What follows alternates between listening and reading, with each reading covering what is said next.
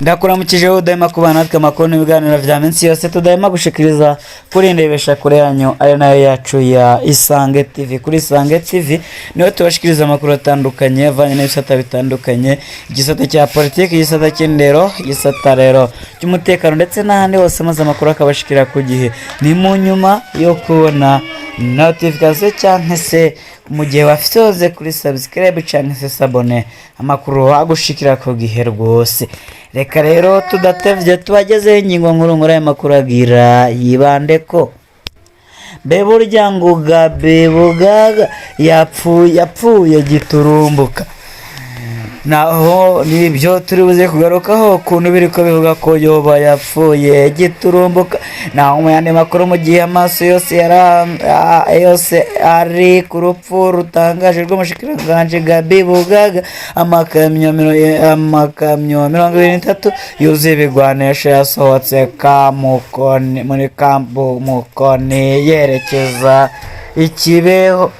Reka rero tudatevye tubageze hano makuru ku buryo bw'idonido. Beburya ngo urupfu Gabi Bugaga yapfuye giturumbuka. Yaba umuvugizi wa leta Jerome Niyonzima, yaba umukuru w'igihugu Evariste Ndayishimiye, bose bakoresheje ijambo urupfu giturumbuka inyuma yaho ikiziga c'umushikiranganje Gabi Bugaga gitorewe mu modoka yiwe mu murima w'ibigazi ahitwa Kivoga muri zone Rubirizi ya komine Mutimbuzi yahahora. Mu Gifaransa bakoresheje amajambo mort inopine, ni naryo jambo ryakoreshejwe na Perezida Nkurunziza muri Ruheshi 2020. Ubundi iri jambo ryo kwa muganga rikoreshwa kenshi ku muntu yaboneka akomeye agafata n'umwe avyiteze ahitanywe n'ingwara, kenshi iba itazwi canke itari yitezwe ko igeze aho yamuhitana. Abishwe n'isanganya canke mu gihe hariho ibimenyetso ko atari isanganya risanzwe ntibishoboka gukoresha iryo jambo. Igitangaje n'igihe yaba Jerome Niyonzima canke Perezida Ndayishimiye atanumwe yavuze ko hakiriko harakorwa amatohoza ku cateje isanganya ryoba ryahitanye Gabi Bugaga. Bisa nk'uko abo bategetsi barafise ukuri kose ku buryo atamatohoza akenewe. Ntivyari bimenyerewe ubundi leta yahora ibesha abarundi ko hazakorwa amatohoza hama bigahera gutyo. Umuhisi yinjiye muri birya biziga bigenze gute? Kubera iki atabamucungera umutekano? Arya amasaha yaragiye hehe? Inkoko mu guhona twabonye amarematanya menshi. Iri ryo ni agahebuzo. Ivyemezo vyerekana ko Gabi Bugaga yoba yaraye agandaguwe ni vyinshi cyane. Aho bukera tuzobasangiza ivyo tumaze kumenya. Hari impapuro Perezida Nkurunziza yasigiye abarundi, aho yagira ati inkoko mu guhona zicudika n'ibisiga. Ntacyo yabeshemwo. Ngaho rero reka dukomeze ku yandi makuru maze tubagezeho indi nkuru. Aho rero naho yerekeranye n'urupfu rero rutangaje rw'umushikiranganje Gabi Bugaga, amakamyo 20 inyuma rero igihe amaso yose yariko yarahanze, amakamyo 22 yuzuye ibigwanisho yasohotse Kamukone yerekeza Ikobero. Aya makamyo yari yinjiye mu Burundi rero kuwa gatanu uheze. Yari yavuye ku kivuko ca Mombasa muri Kenya aho yakiriye ibigwanisho byinshi bigenewe Uburundi. Abasirikare ba Kenya barazerekeje kugera ku rubibe rwa Tanzania. Abasoda ba Tanzania nabo bazoshikanye ku rubibi rwo mu Burundi kuva Ikobero zerekejwe n'abasoda b'u Burundi bazishikana mu ikambi ya Mukoni. Abashoferi bazo bari bazi ko baca babandanya i Bujumbura, niho batangara babwirwa ko botaha bakazogaruka kuwa mbere baraje ntaco babwiwe.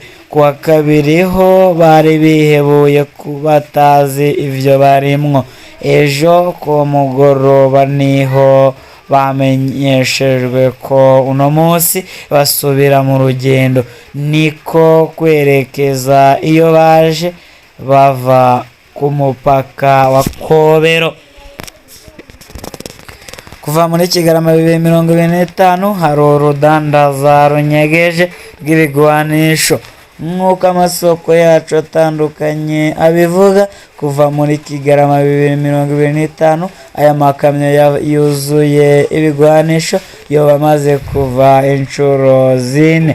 hari izagiye aho Ikobero, hari izagiye mu Tukura mu Cankuzo, hari zashitse i Bujumbura.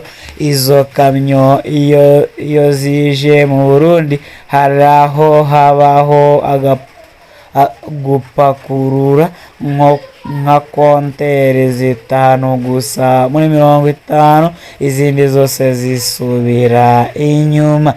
Amasoko yacu i Mombasa agira ati hariho ibintu tumaze amezi tubona bitangaje. Hari ibigwanisho by'u Burundi bipakururwa i Mombasa hanyuma bikaja mu makamyo abijana mu Burundi, ariko haciye iminsi biragaruka bikajanwa muri kivuko ca Tanga muri Tanzania. None vyoba bija hehe? Biboneka ko harimwo uruyeri rwo kuvuga ngo ni ibigwanisho by'u Burundi kandi bakerekana ko vyagiye mu Burundi, ariko vy'ukuri bigenewe abandi bantu canke ikindi gihugu. Muraraba neza ivyarivyo. Uru ruyeri rwoba rugamije iki? Ibi bigwanisho biriko bijanwa hehe? Ivyashitse mu bubiko bwa Kambazi kwa 31 Ntwarante 2026 ubwo ntivyari bigamije kunyegeza ko hari ibigwanisho vyitirirwa Burundi ariko bitigeze bishika mu bubiko. Ubwo Kambazi yaturiwe ubwo Kambazi ntiyaturiwe nk'uko isoko y'abiki yaturiwe. Si ubwa mbere Burundi bugura ibigwanisho bidashika mu bubiko. Icegera c'umukuru wa Rukame Ernest Manirumva yaragandaguwe n'iperereza muri 2009 ahawe ko yariko atohoza ku bigwanisho vyarangujwe n'igipolisi c'u Burundi ariko bitigeze bishika mu bubiko bw'igipolisi.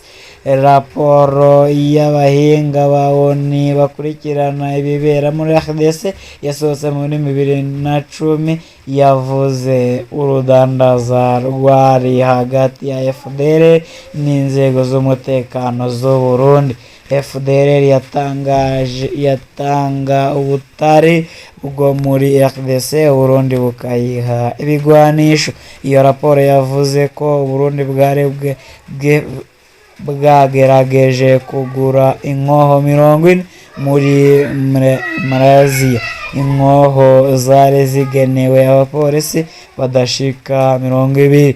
Ico gihe haravuzwe ibigwanisho vyinshi vyaje ku kibuga c'indege ca Bujumbura bikakirwa n'abakozi bo mu biro vya Perezida Nkurunziza.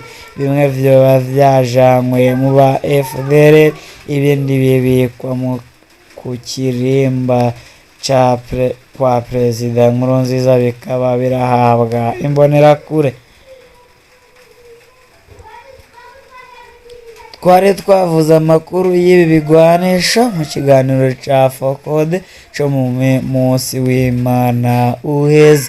Muri Space Focode yatangaje ko ku munsi w'Imana uheze twaravuze amakuru y'ibigwanisho vyengije ku wa gatanu mw'ikambi ya Mukoni. Twari twavuze nk'iki kibazo c'abashoferi batangaye babwiwe ko bazomenya iyo baja kuwa mbere. Amakuru yarakwiye gukurikirana ivy'uru rudandaza rw'ibigwanisho runyegeje biriko bijanwa hehe, mu